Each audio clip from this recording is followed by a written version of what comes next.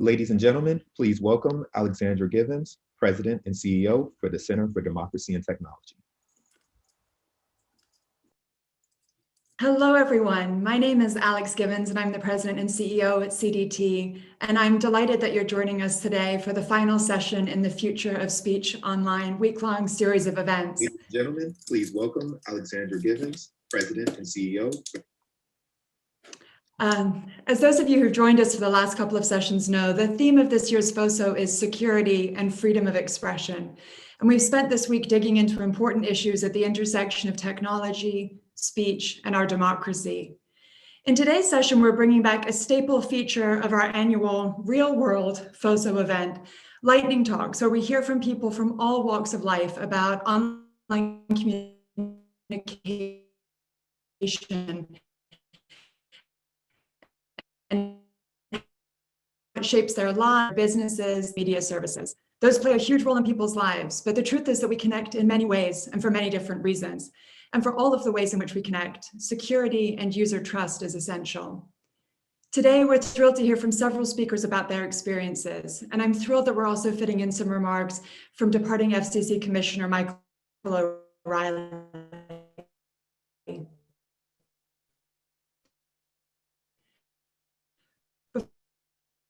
Before we get started, I'd like to go over a couple of house rules. So we're repeating or take a break, that's okay. You can always schedule to go until 12 p.m. Eastern, and our scheduled speakers are tight today, so we're going to do our best to stick to that schedule. You're able to submit questions, so please do get them in early so we can make sure to get to them in time. We're taking audience questions throughout the session. If you're connected via Zoom, you can submit them using the chat feature. If you're watching the live stream, you can submit questions via email at questions@cdt.org or via Twitter using CDT's Twitter handle, which is @SendDemTech. And for those of you who are just itching for a hashtag, it's hashtag FOSO2020. Okay, so we're going to move to our content now. We're starting this session with remarks from FCC Commissioner Michael O'Reilly. Commissioner O'Reilly served on the FCC from 2013 until this year. And prior to joining the agency, he spent about 20 years working in prominent communication policy and leadership positions for the US House of Representatives, the US Senate, including as a policy advisor in the office of the Senate Republican Whip when it was led by US Senator John Cornyn. Commissioner O'Reilly has been a public defender of free expression in the online ecosystem. I should say sometimes at significant personal cost to himself. So we're very pleased to welcome him here today. Commissioner O'Reilly, please join us for some remarks. Well, thank you very much. Good morning, everyone. It's a pleasure to be with you all, even if virtually. I want to start by extending my deep appreciation to the Charles Cook Institute and CDT for including me as part of this really interesting and fascinating program. I had some other responsibilities yesterday at the commission, so I missed the programming, but I did catch the others by YouTube, and they've been really top notch. Instead of providing remarks traditionally as a written speech and probably bore you all to death, I'm going to try and speak a little bit off the cuff on some notes that I wrote, and hopefully I'll provide a platform or open up the door to the panel that follows. A little bit of housekeeping of my own right now. I actually am technically still a commissioner. I had thought that today may be the day, but it looks like it's going to be some point next week. So I will probably hold some punches or pull some punches and not express myself as a private citizen and fully express the thoughts that I was thinking. And so I will try not to raise the ire of anyone at the commission or anyone else otherwise. And that's why you see me in the tie and the coat, something that hopefully all of you are not in. But I do want to respect the office and the position I hold at the current moment. And I'll man this spot until the signal's given. Few may know that I spent a great deal of time in my previous life, mentioned 20 years on Capitol Hill. Well, some of those early days in the House of Representatives, and after we finished the 1996 Telecom Act, that was early in 1996, that was signed, we moved on to other things. And one of the biggest issues for a good 4 years from my time period was encryption. I got deep in the weeds and we worked on legislation and had joint referrals from the Judiciary Committee and worked through different things. This is the heyday of coming off of the old Clipper chip and the 1993 debate with Al Gore in terms of how government's supposed to be able to access information. And we worked through those issues in the Senate, in the House Commerce Committee at the time and tried to figure out what's the right landing spot. And I think we found that, and it was the liberalization of our laws to allow encryption to be exported throughout. And so that to me was a big change in where we had gone and where we were thinking of going. And it really gets to the heart of today's panel and today's entire conference, secure communications, and how do you produce that, and what is encryption? Encryption is a tool, a mechanism to help secure communications. Before I get into some of the nitty-gritty, I thought I would talk about where we are as a nation. We're a pretty divided government right now, and a pretty divided nation. People talk about, oh, everyone's in the middle. People aren't in the middle. You've got pockets of far right and pockets of far left, and if you average them together, you get something that looks very close to where the U.S. Congress is. The numbers are almost equal in both the House and the Senate. We'll see what happens in January and in the election, and the president's race. Had its own equal components going forward. So, and driven by personality. So you find that the people are. That the government as a whole is divided, but the people themselves have gone to their own corners. And what does that mean for our purposes? And what does it mean as a nation? How do you get past that? How do you drive forward in that situation? How do you deal with the fact that there's little trust amongst people, and the willingness to give the other person the benefit of the doubt if you disagree with them is almost non-existent. It's about as bad as I've ever seen it, where any comment that is made, there's 10 people to attack it. But that gets you, to the point that there is, all is not lost. One area where I think there is agreement amongst all the different sides and all the different people, it seems to be a love of the Constitution. People will, both parties, both sides, all the different groups will embrace the Constitution and the genius of our founding fathers and the work that was done to help frame, our nation going forward, and the benefits of the Bill of Rights and the protections that were provided all have really changed, where we are. And now you look at how people are embracing that universe, notwithstanding all the differences, notwithstanding all the things, they're willing to all agree on one particular point. And then flowing from that comes the First Amendment. How do you deal with other amendment? How do you deal with other protections without the First Amendment? How do you deal with your Second Amendment rights without the ability to speak about them, assemble, petition the federal government, different things that are necessary and embodied in the First Amendment? That's it gets to an interesting dichotomy that we have right now. Defending the First Amendment. How do you defend the First Amendment in the universe that we live? It's not easy, I must admit, personal experience. The hardest time to defend the First Amendment is when it's under attack. I give kudos to members of the U.S. Senate and House that I worked with. They're willing to stand up when the First Amendment was under attack and to their own personal careers, and say, what, I believe in X, I believe in this, and for these reasons, I don't believe this bill should pass, or I don't believe that the argument being presented is consistent with the First Amendment. And that's the hardest moment. Everyone's for the First Amendment until it gets really difficult. And then you see who stands up, and you look back and you realize there aren't that many people. And that's just the circumstance it may be. But thank goodness that we can't just supersede it at any given moment. You can't just ignore it, depending on when you want to do something that maybe a great deal of people support. Thank goodness we have a U.S. Supreme Court that will, protect the Constitution and read into the language of the First Amendment exactly what our originators intended, and be able to implement that into how our laws are being reviewed for constitutionality. And so it's critical that you see that I look at this U.S. Supreme Court as the largest and probably the biggest defender of First Amendment that they've had in my lifetime. And I think that provides a lot of comfort for those of us who've had to sit on the sidelines and work on these issues in the past and in another forum. You're willing to push forward even more than you would in the past, knowing that there is a backstop of the U.S. Supreme Court. So then that gets us to encryption in my mind. What is encryption? What is this tool, this technology, end-to-end encryption? And it's usually talked about in terms of the harm that it can be brought to America or the world and individuals if encryption is deployed in one form or fashion without necessary protections. That's usually, everybody's for encryption, but they also want to make sure that they can do certain things with it. You see it from the law enforcement community. They always say, whoa, encryption is a wonderful tool. It should be used as long as we can access the information as necessary to help protect citizens.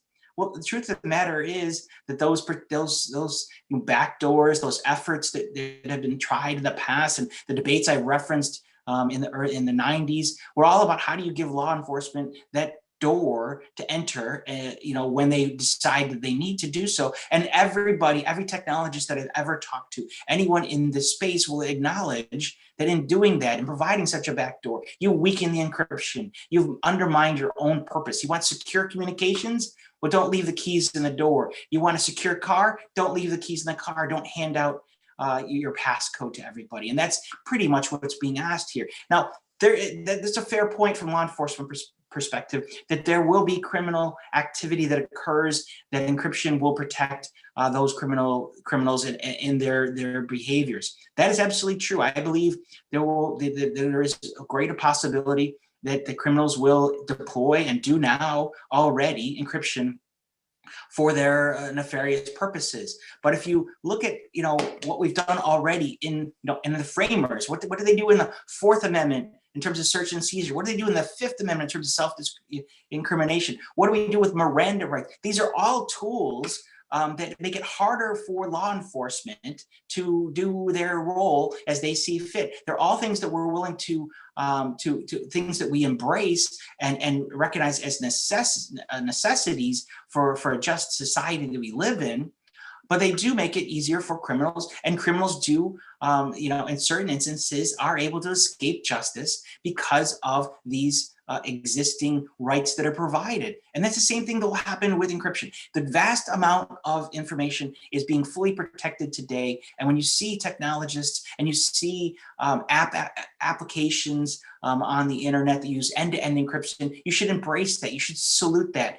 It shouldn't be a mechanism to critique and figure out how can we undermine, how can we ruin, how can we harm that debate. We should embrace that debate. We should say, thank you for the benefits that you're bringing. And I know there are downsides to doing so, just like the ones I've already mentioned. But coming from that are all the benefits that we are able to flow and to believe in. What's the fundamental reason we care about some of these things? Why do we care about end-to-end encryption? From my perspective, it's the who do we want to protect who are we securing our information from? What are the entities that we worry about? And a lot of debate, it goes down to the issue of privacy. I want my information to remain private from different entities. I don't want it to be shared with entities that I don't agree with.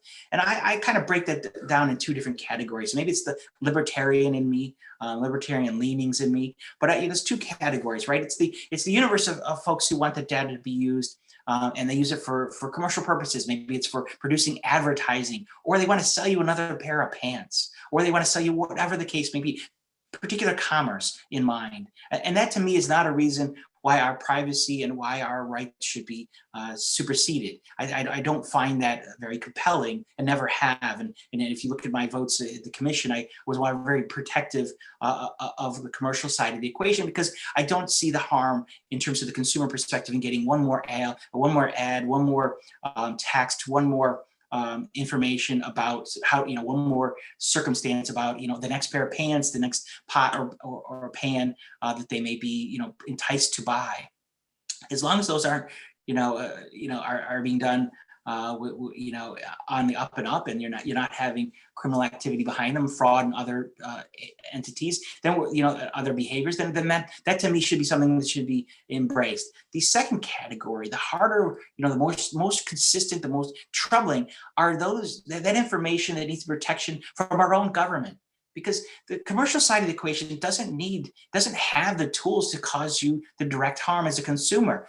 The government does. It has all of the tools in terms of law enforcement, in terms of military might, to actually restrict your rights for the information that they find. And you see this globally. You see this in what's happening in so many different countries. You see the breakdown of information in China and what they're able to do in terms of infiltrating the internet and different applications. You see the blockage of applications or even the internet itself in some nations. It is the government who intrudes on our rights, and that's who we should be most concerned about, and why encryption is so valuable to the person-to-person and the person-to-society communications. We should worry about what the federal government does in this experience. We should worry about what it can do. We should worry about what state governments have and the rights to do, and the local governments have in terms of intrusion, in terms of using its tools to compel certain things or to gain access to information. That's the side of that we should be most concerned about. It's not the selling of the pants. It's the policeman at your door who's looked at your information without protecting your rights, without acknowledging what has been given to you by God and protected by the U.S. Constitution. I want to touch upon in my last couple minutes one debate that's throughout DC these times and even broader. It's become such a lightning rod that people can mention it by name. I see it at rallies and they say, Section 230, everyone's talking about Section 230. And I want to give you a little bit of context if I can, and maybe they'll help color this debate or future debates to be had. I worked on the 1996 Act. I'd never at any point said that I wrote it or I am the author. I was there at a much younger perspective and, without the gray hair, but I did get to see every moment of it. And this was a really controversial debate in terms of how do you protect, individuals and families on the internet. What is the best way to do that? The internet was in its infancy, but people could see the harm that was coming from it. And you had a provision that has since been challenged, the CDA that has since challenged in court. The Communications Decency Act failed to meet the standard of the Third Circuit, failed to be to override the First Amendment and struck down. Great outcome. At the time that we were crafting the legislation, it's time that members were inserting pieces in, Section 230 was the counterbalance to that. And it wasn't an answer. It's not a new creation of rights. It is a recognition of our rights that are provided under the First Amendment. At best, it should be looked at as a shortcut. It is resolving issues that everyone that they're supportive of this, and I've seen Senator Wyden, I've seen Congressman Cox talk about this at length. It was a recognition that these decisions we believed would, everyone was of a mindset that it was going to go in this direction. We were just short-circuiting all of the court cases that would have to get us to those points. So it is not some new right that's been given. It's not any special right given to technology providers or the big tech. It's not something new given to them. It's just something that short circuits some of the court process that we So if tomorrow we were to reform it, tomorrow we were to repeal it, those rights still exist. Those protections are still provided in the First Amendment. We would just wind up ourselves going through a round and round and round about court cases, and we would land up in the same spot, in my opinion. Now, is it possible that some circuits could go off in a weird direction? Absolutely. Could it be time delayed? Absolutely. But at the end, I think we would find ourselves in the same spot as we do today. 230 has just provided a mechanism to short circuit that, and that's very beneficial. Now, Congress has a full right to change Section 230, trying to condition it in certain ways to shorten the short circuit if they so choose. I would imagine that process will be long and arduous. Everyone says they're for reform, but what does that reform look like? What is it going to be going forward? And I think that there's some really good ideas out there, and there's some really horrible ideas. Most of the bills actually are really horrible. But I think that trying to mend them together, to stitch them together, is going to be really, really difficult. The viewpoints that they're coming from, whether it's misinformation or protect conservative viewpoints, it's really hard to put those two together in some kind of uniform legislative package that could actually pass based on my past experience. So hopefully it gives you a flavor of Section 230. There's no way to embrace, to talk about all its elements in my allotted time. It's not what I meant to do, but I wanted to give you that perspective because I think it's helpful for the debate going forward. I imagine that I'm going to be asked to talk about this in a different setting, and I will get into it a much deeper point. But I hope, in looking at the very diverse panel that's being presented after this will really, provide the perspectives of all different viewpoints. The lightning round is really interesting from my perspective on where it can go, how free expression is used, how that is protected, how secure communications can be beneficial to consumers. So I want to thank you so very much for including me in this panel and part of this conference. I wish you a very good day. And the next time I see you, I'll probably be without a coat and a tie and without a fancy title. Thank you so very much. Happy holidays and God bless. Commissioner, thank you so much for those remarks, both on 230 and your positions there and also on encryption as well. You captured the really hard trade-offs in some of these questions, but ultimately just the widespread societal value of allowing consumers to have trust in the privacy and security of how they communicate and find community online. I think most importantly, you gave us a reminder of the need for understanding and rational debate in our politics today. It's sometimes sorely missing. So we thank you for that, and we do wish you well in your path ahead. Now I'd like to introduce our lightning talks. We're trying to recreate as best as we can the feel of real world FOSO. So we've created short 90-second videos from our speakers, which we're going to play before turning to a panel discussion. Our speakers are Stuart Craney, who's the Asia Director of the Global Ministry Christian Vision Global, Trevor McKeeman, who's CEO of Hitchpin, an online marketplace for agricultural work, Kim Ox, an independent researcher focused on international education and edtech, and Maurice Turner, a former CDTer and a cybersecurity expert who until recently served at the US Election Assistance Commission. Let's watch them now.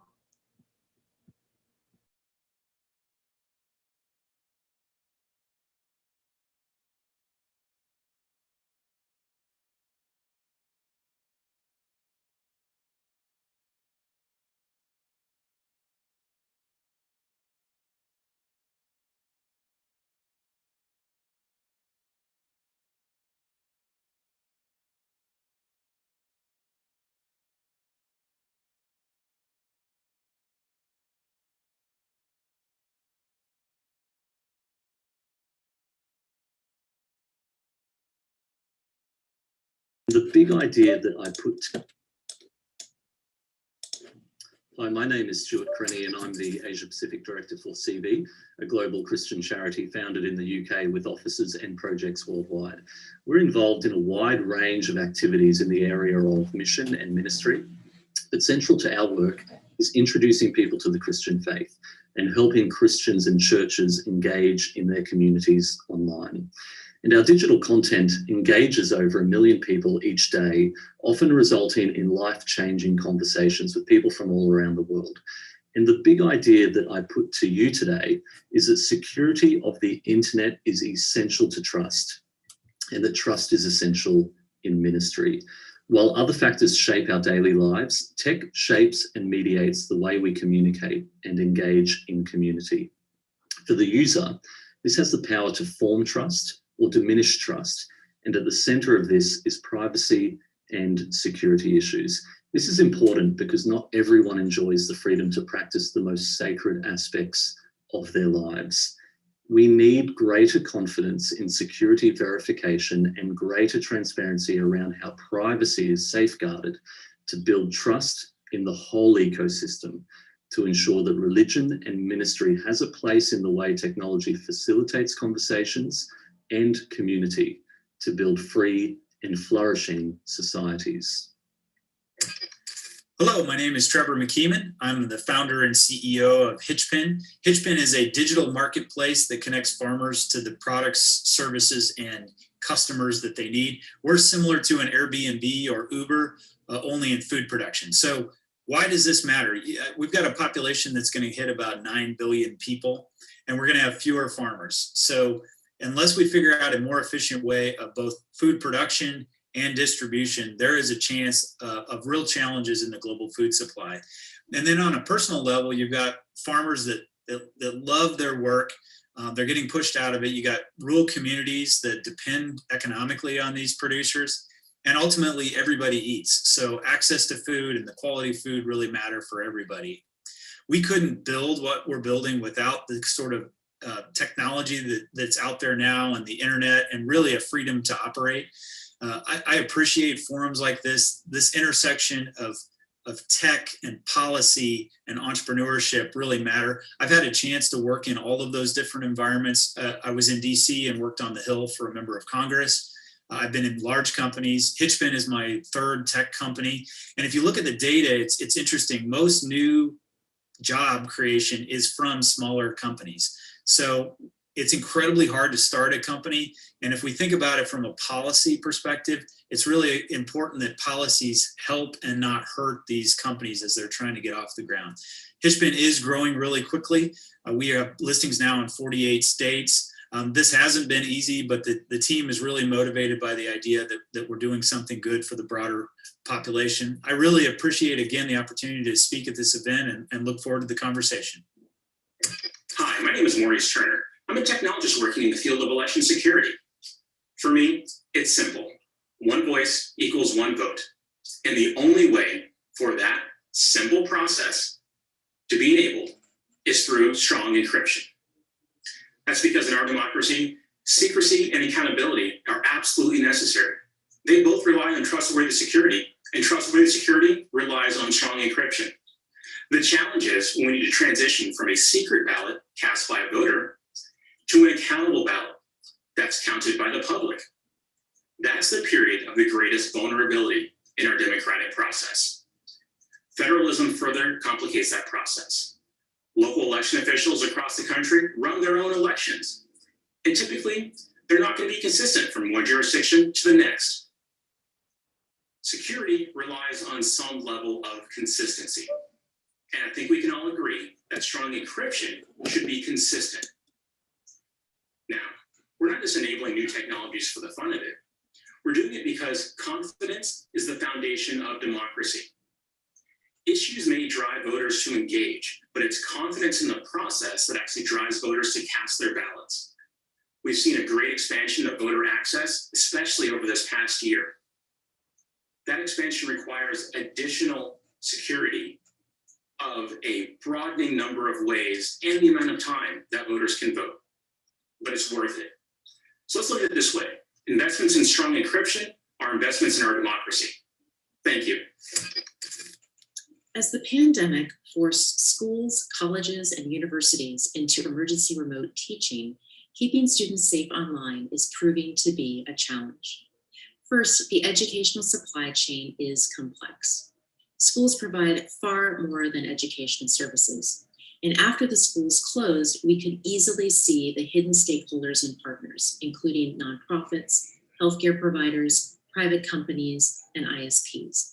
Schools function as community hubs, and personal data are collected and exchanged at every transaction, including social security numbers, health records, private valuable data that are increasingly targeted in ransomware and cyber attacks directed specifically at schools and districts.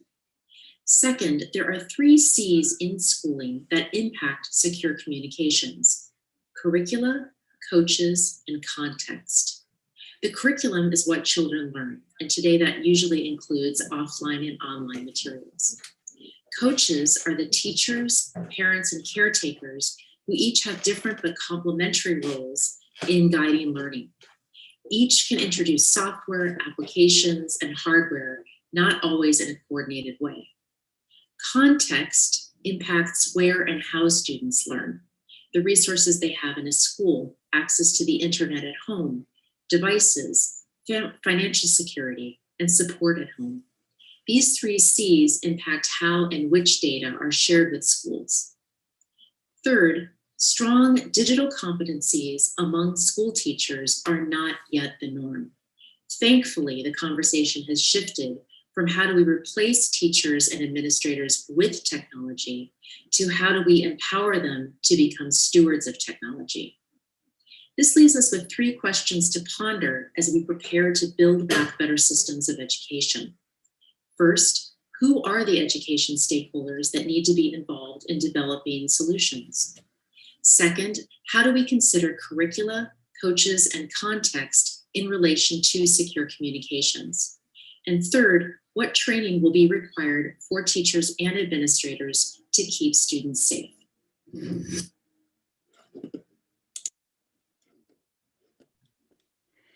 Thank you so much to our speakers. I'm going to ask you to turn on your cameras and we can have our panel discussion now.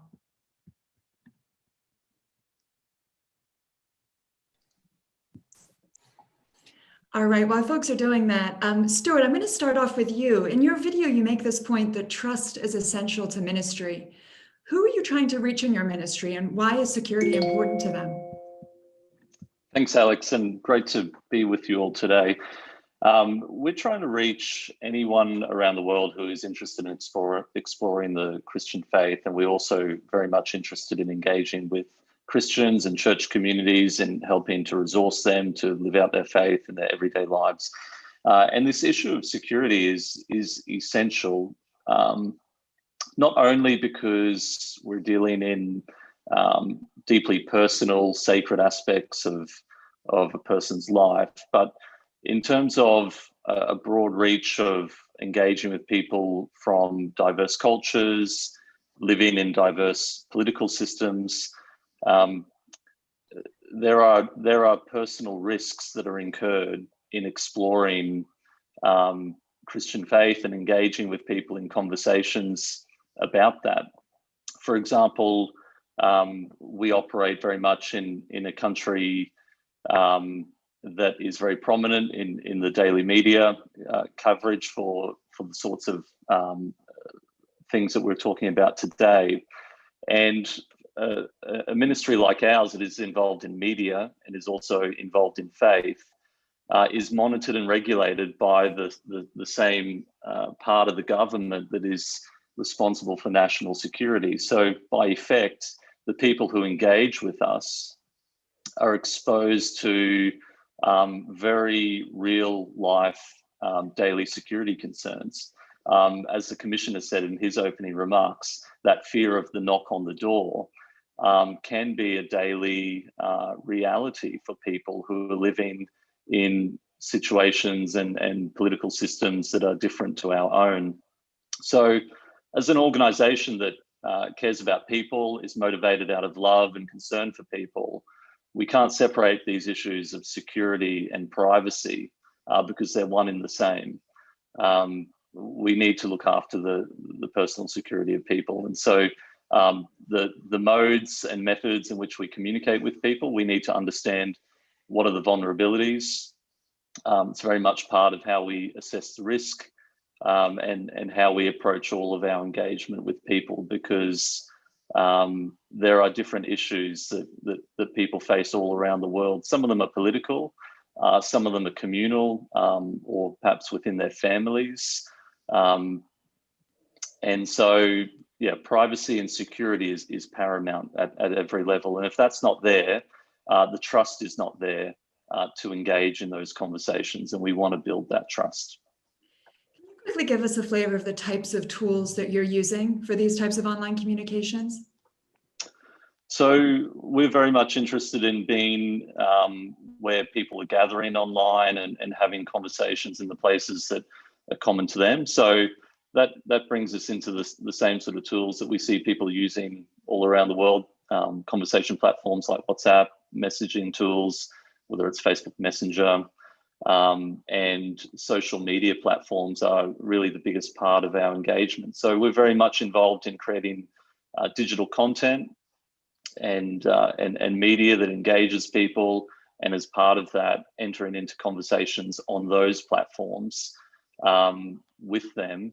Of course, we also involve very much in moving people into more curated and secure platforms through CRM type applications. But in terms of that tech stack, with so many different social media platforms and messaging contexts, there's also aggregation tools, and they raise their own challenges as well. So we need to look at security and privacy at each point of that ecosystem, understand where the risk and vulnerabilities are, and make decisions based on that. Of course, when things come into our own network, we need to think about our own security layers as well. Great. Kim, education is its own form of ministry, so I'm going to turn to you next. We all know what a seismic shift there has been in education. I had spotty Wi-Fi as I was giving my opening remarks because I have two kids who are doing Zoom school in the room below me as I was speaking. Can you talk a little bit about some of the tools that are being used in this pivot to online education, and in particular, what we should be thinking about in terms of the privacy and security measures embedded in those tools? Absolutely. Thank you very much, Alex, for the invitation. It's good to join you all today. In terms of the tools, so starting at the high level, sort of the operations and communications level, there's learning management systems. So these are a centralized system for people to take attendance, deliver instruction, deliver lessons, provide grading. Examples of this are Blackboard, Canva, Moodle has become very popular as well. There's even some that are focused directly on ways of teaching. So Montessori, for example, has its own, which is the transparent classroom. That's one. A second is a communication system. So Parent Square is another type of centralized system that allows a school to communicate with parents across the board and send messages from teachers, upload files. So the advantage with these systems, and it depends from provider to provider, is that they're centralized, they're single sign-on, you can assign different users and permissions, there's multi-factor authentication. So at that level, which I think we saw a big push to actually with remote online teaching. So when it started off as sort of an emergency situation, the more schools developed resources and allocated resources or sped up their own developmental plans, they went towards those solutions because there was a better way to control privacy and communications on the more system level. But you can look at other tools people are using. And in some research I did earlier this summer, I spoke to a parent who was helping her one daughter with 13 apps and her son with 10 apps. So you also have this horrible situation where in this push to emergency, it was just, let's deliver quality education the best way we can do it. And it was a big experiment. So it left a lot of wonderful innovation, but it also left a lot of opportunities for problems of coordination and thinking about issues of privacy. So in terms of that sort of more decentralized decisions that were made, there are a lot of online platforms, many, Alex, that you might have found as well with your children. There are apps. Khan Academy is an example. They're digital libraries. You also saw school districts like Detroit Public Schools would publish learning packets online. Orange County did this as well, so that for people who didn't have a lot of resources, they could go and access this information, download it, and do most of the work offline or print it out, or take the things to work and have it printed out there to share and to keep the continuity. We saw conferencing systems, of course, with Zoom, Microsoft Teams. There was a lot of conversation about Zoom bombing, which is when these systems at the very beginning were open, and we'd have people sort of hopping online and joining classrooms. There was a lot of discussion about privacy and how individuals themselves could go and change the settings. I think in general, there is a push about how private individuals, what they can do as well, by either teachers or parents. We saw apps. We saw also on the content creation side, we saw a lot of teachers having to use Zoom, Screencast-O-Matic, different types of mobile phone devices, recording videos, recording themselves, sending it through WhatsApp, email. So there was a big variety of information and tools used. But what it really leads open, and it was sort of, and I could relate to a lot of what Stuart was saying with this end-to-end piece, it's really understanding what data you are transmitting, providing education and providing support around knowing these settings, knowing what the communication is, knowing who's reading it on the end. And there's a lot of work there that was happening at all levels, the school level, the parent, and the teacher as well.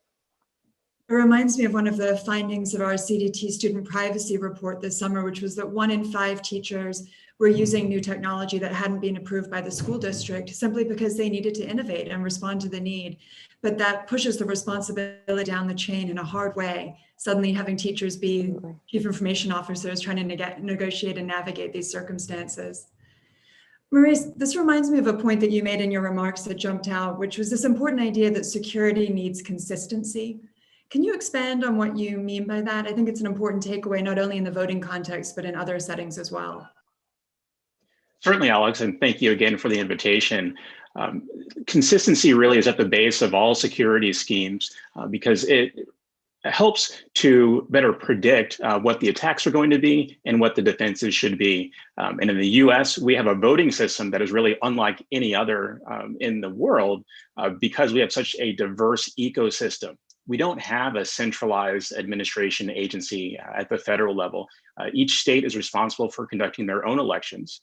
And within the state, there's typically going to be either a top-down approach or a bottom-up approach, depending on whether the state or the county has more power at the operational side of the election.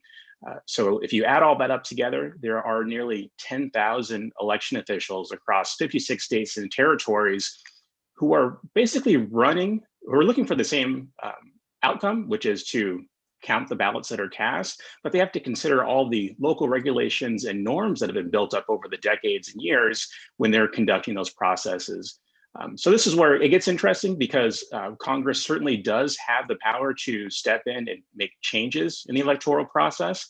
They do that about once a decade. We've seen examples like the Civil Rights Act, the Voting Accessibility Act, the National Voter Registration Act, and more recently, the Help America Vote Act. So there really is a partnership that happens at the federal, state, and local level to ensure that elections are run in a way that's accessible and accountable. The challenge is there's so much diversity in the ecosystem that it really sets us up to be less resilient against attacks. Because that diversity means that there's inconsistency, not only in the ways that the elections are run, but also in the ways that they are defended. Post 2016, we've seen a greater federal involvement, which has been great for security.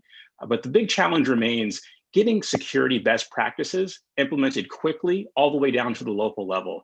It's a monumental task. It takes lots of partnerships, but it just can't happen quickly enough. That's great. Thank you. Trevor, I'm going to bring you in. You're our business owner on the panel, though you also have the experience of having been a Hill staffer, so you know our audience well.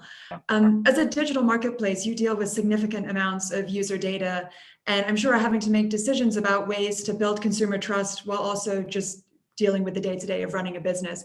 Can you talk about how you think about those issues, how it factors into the products you choose to use and how you manage your own platform? Sure. Well, first of all, again, appreciate the opportunity to be here. And it is interesting to have sort of both the former Hill staffer hat on and then somebody sort of in the trenches of startups. And I will say, there is a lot of complexity when you're talking policy and remember those detailed discussions on the Hill. And then I will say, when you're out in the private sector and you're trying to build these companies, it's even more complicated than it sounds sort of in theory. And so, I guess if there was one sort of takeaway that I'd have is the work on the policy front really impacts things that are happening on the ground. And if I mentioned in my earlier remarks, but this sort of job creation happens with smaller companies. And so policy tends to hit smaller entities harder because there's just less staff to do. So from a data perspective, I mean, it's something we've thought about from the very beginning. Marketplaces are inherently difficult to set up. You've got a supply and demand side. There has to be some level of information that flows back and forth to exchange goods and services. But how do you protect that via encryption on personal information? And I think, a really interesting twist on this is, the public has been so used to having free apps, and the trade-off that, of course, that they have is the idea that their data is being monetized in these apps. And so, it was one of these points that I remember thinking back. Okay, what's our path? What direction do we want to go as a company? And we specifically said, hey, we want to be a tool of our customer, and we want to allow them to be able to find their supplier, their demand easier. The customer is not our product, and that was a very different way. It's actually very challenging because the customer is sort of attuned to getting what looks like everything for free.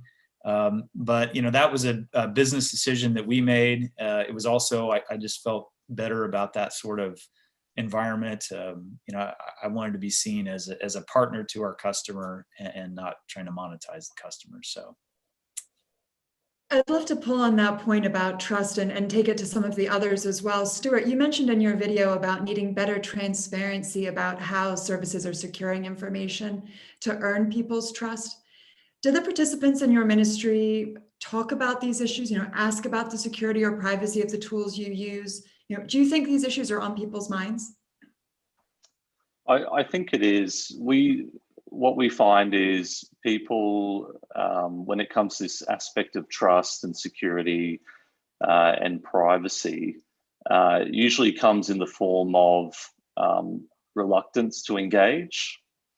And so you find that people are very slow to move into conversations, particularly in high risk areas or where having conversations about faith or exploring Christian faith is problematic. We see that journey into conversation happening very slowly and quite reluctantly at first, even though there's a desire to do that. And the sense is that the main reason is their sense of private security, and anything that we can do to kind of affirm that no, to the best extent that we can, your data is private. We have confidence in the security layers, in the mode of conversation that we're engaged in, and how we're securing your data, and it's not being passed on to third parties or governments or moving around in an uncontrolled and unregulated way. That really helps build the trust. We don't typically have people asking as a prerequisite to get into conversation, tell us about your encryption services, tell us about what security provisions you have, and based on that, we move into conversation. We see it just in the sense of reluctance and caution. And usually, I think for the average person, they're not thinking in terms of the way that we understand the technology works at an encryption level and the technical aspects. They're just aware that they're vulnerable, that there's a potential challenge there, and they're looking for signals to put those concerns at ease. That's what we typically find.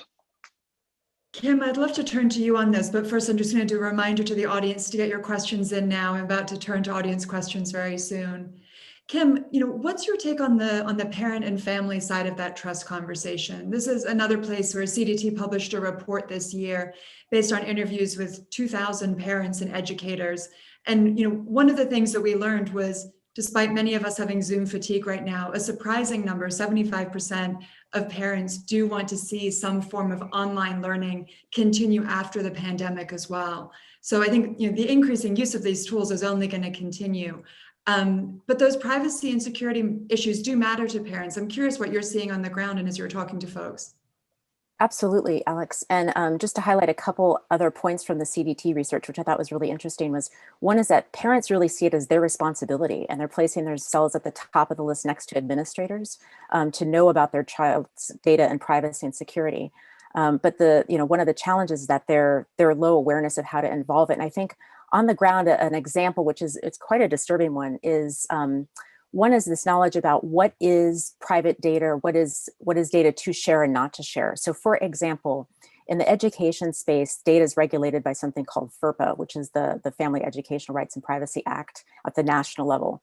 And it determines what information is privately disclosed or not. And there's a loophole in FERPA around something called directory information. And this means that typically at the beginning of the school year, parents will be asked what information they want to disclose or not disclose. And this can be things that are typical in a directory, might be PTA information, yearbook information, photos, places of birth, all sorts of information. And there is the ability, but many people miss it, is the right to opt out of this.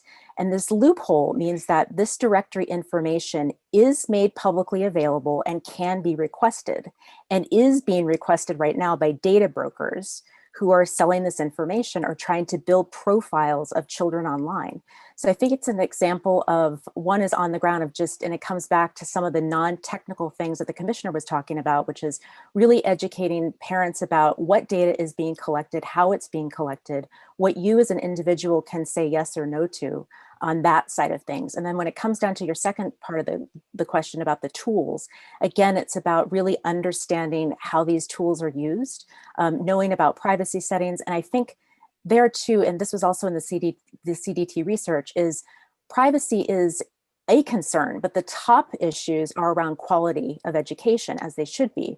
So one of the questions is, how do you really couple this education and this awareness for parents around privacy together with information? So for example, bullying being a massive issue at the moment around mental health. How do you have conversations around social media that address both bullying and privacy? Or when you're talking about new, really high impact ways of teaching, which now means collaboration online, when you're talking about using Zoom or Mural or these different tools that are available, again, it's talking through, how do you register for this information? Which email addresses do you use? Is it encrypted when you're sending it back and forth? And really talking that, but using these different tools as a way to start to have these conversations at the parent level. I'm interested in this question of who makes the decision to adopt strong trust and security measures. In tech policy, there's this important concept of privacy by design. We can't put the burden just on users to always choose the most secure settings for their information. People don't read terms of service agreements or necessarily think about these things. They don't necessarily feel like they have a choice to switch to a different service that has better terms. That we really do need companies and regulators to focus on these issues. Maurice, one area that comes up on this in voting is kind of where the decision making is made about how security measures are built in, and in particular, the role of private vendors versus state-sponsored, state initiatives. I'm curious your take on this question of kind of where are the intervention points to be ratcheting up security measures, and I'm happy to then open it to others too. Certainly. Well, our voting infrastructure is very interesting because it is designated as critical infrastructure, but it's not at the scale as you would think that other critical infrastructure designations would be if we're talking about water or power or communications. And so that leads to an interesting market scenario where, the election sector is basically in this unfortunate economic valley, as I like to call it, where there is enough interest to help avoid some of that anti-competitive scrutiny where you do have a number of companies that are involved, not just one big one, but there's not enough profit and there's too much risk to actually attract some of the major technology companies and spur greater investment. So what that's left us with is an industry which slowly but surely evolves, but certainly not at a modern pace that we think of other industries evolving at. And so that leaves us with this diverse ecosystem of election equipment that can sometimes be over a decade old. Think back to the security standards that were developed more than a decade ago, maybe 2 decades ago, and then being actually put into products that were made a decade ago and still being in use. It's not something that we tend to tolerate in other industries. And so I think that's where there needs to be some greater cooperation between the stakeholders to make sure that we're doing the best to make sure that our election systems are kept up to date as quickly as possible.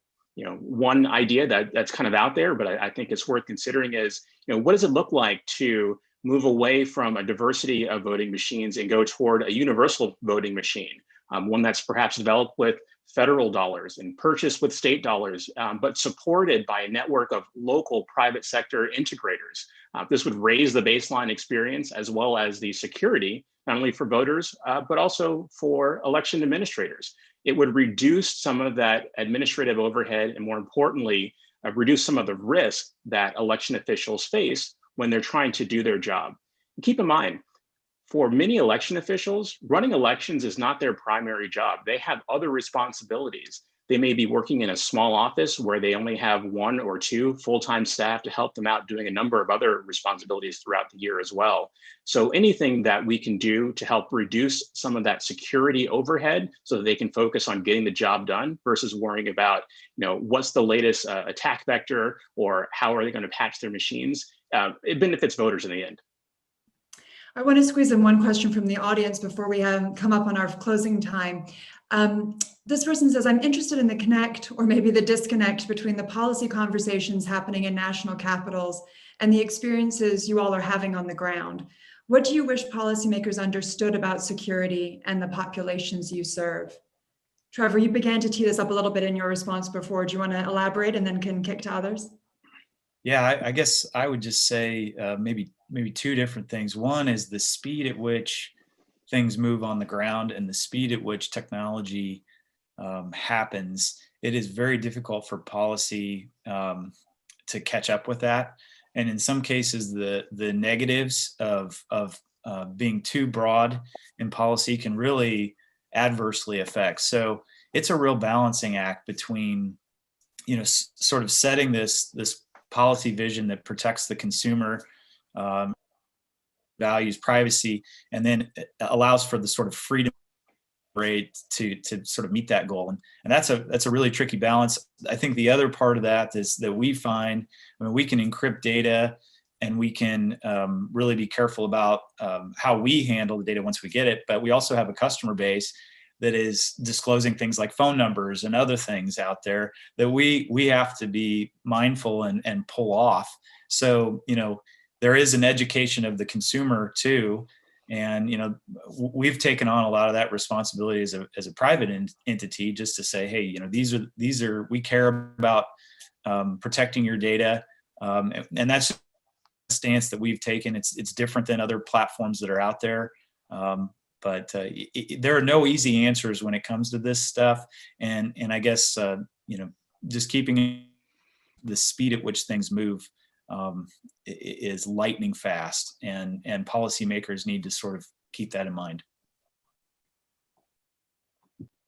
Stuart, you're off mute, so I'm going to kick to you next. How do you feel? Do you think that policymakers are aware of the types of concerns that you're thinking about when you're thinking about building trusted and secure communications?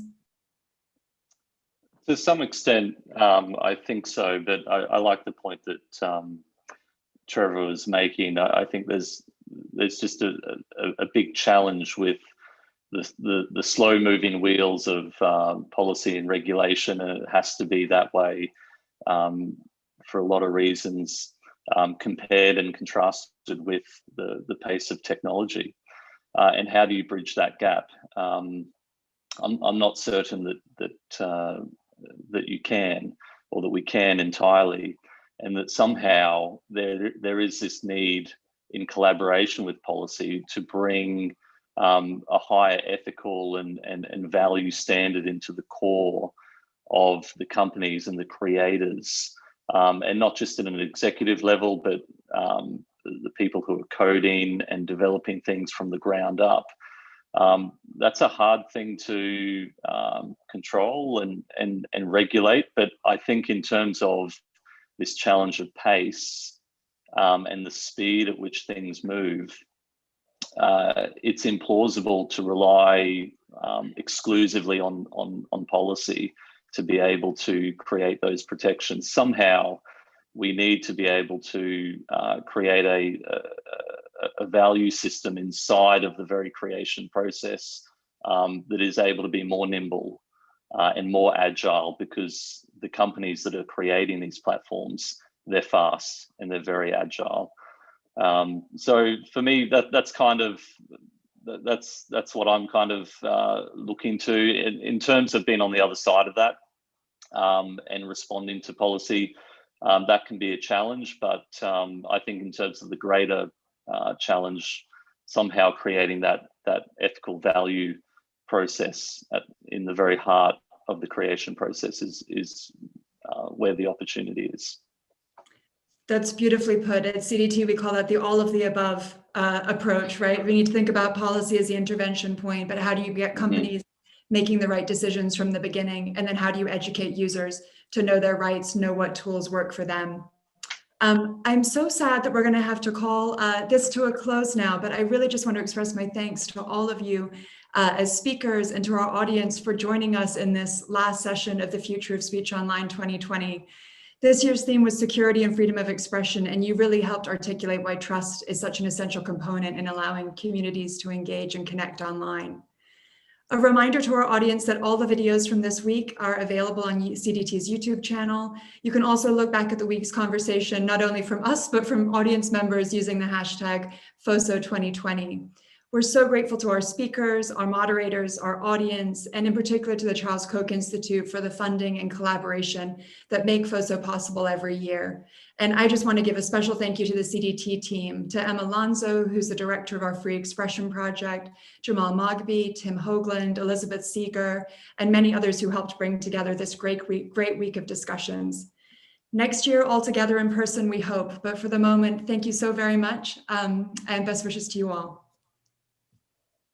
Thank you. Thank you. Thanks.